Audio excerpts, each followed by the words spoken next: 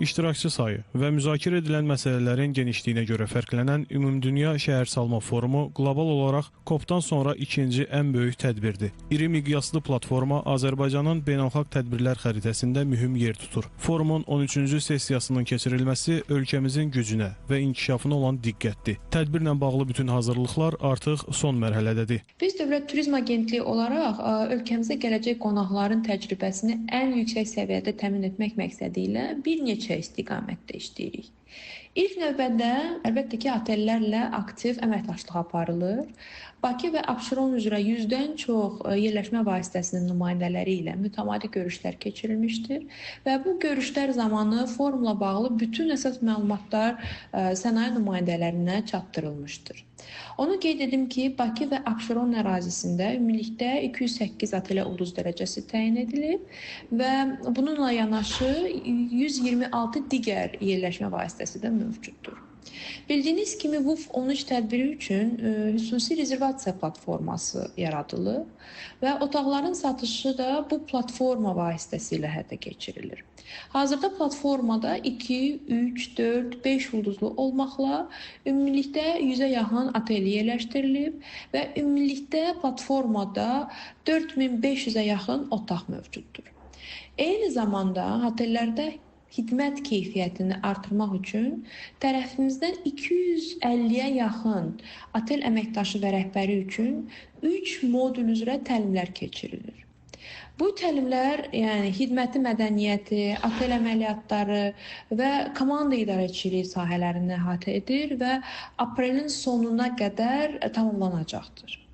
Bununla yanaşı yerləşmə vasitələrində və müstəqil fəaliyyət göstərən 200-dən çox iaşə obyektində də milliləşdirilmiş menyuların zənginləşdirilməsi ilə bağlı görüşlər keçirilir.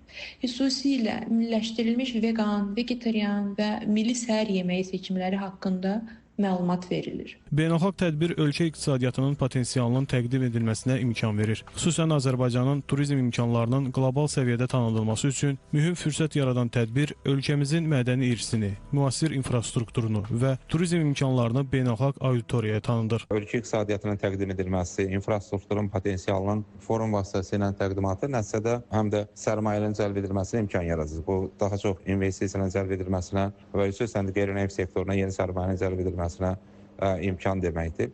Eləcə də forum Azərbaycanın bu istiqamətdə əldə etdiyi nailiyyətlərin təqdimatına imkan verəcək. Xüsusən işğaldan azad olmuş ərazilərimizdə, Qarabağ və Şərqi Zəngəzurda tətbiq edilən standartların, şəhərsalma sahəsində istifadə edilən yeni metodların forum vasitəsilə təqdimatı həyata keçiriləcək. Vəzifə etibarı ilə forumun vasitəsilə həm də işğaldan azad olmuş ərazilərimizin təqdimatı anlamına gəlir. O ərazilərimizdə aparılan işlərin, quruculuq işlərinin və şəhərsalmada tətbiq edilən standartların daha geniş auditoriyaya təqdim edilməsinə imkan yaradacaq. Bu baxımdan bunun 13-cü sessiyasının Azərbaycanda keçirilməsi Azərbaycan üçün iqtisadi, strateji və eyni zamanda bir sıra istiqamətlərdə yeni imkanlar yaradacaq. Şəhərsalma mövzusuna fokuslanan ən böyük tədbirə təxminən 20 mindən çox insan gələcək. Forum çərçivəsində ölkəyə gələn iştirakçılar yalnız tədbirdə iştirak etmir. Eyni zamanda Bakının və regionların turizm potensialı ilə tanış olurlar. Minlərlə xarici qonağın ölkəyə səfəri turizm axınını artırır və xidmət sektorunda dövriyyəni genişləndirir. Bakıya gələn qonaqların düzgün məlumatlandırılması və istiqamətləndirilməsi məqsədi ilə şəhərdə fəaliyyət göstərən turizm informasiya mərkəzlərinin fəaliyyəti də gücləndirilir. Hazırda bu mərkəzlər havalimanında, Nizami küçəsində, İçəri şəhər ərazisində fəaliyyət göstərir. Bundan da əlavə İçəri şəhərdə yeni bir turizm informasiya mərkəzi qurulub və fəaliyyətə başlayıb. Forum iştirakçıları üçün 24 fərqli tematik tur proqramı hazırlanıb və aidiyyəti üzrə də təqdim edilib. Bu proqramlar Bakı, Şəki, Şamaxı, Qarabağ, Lənkəran və digər turistik bölgələri əhatə edir.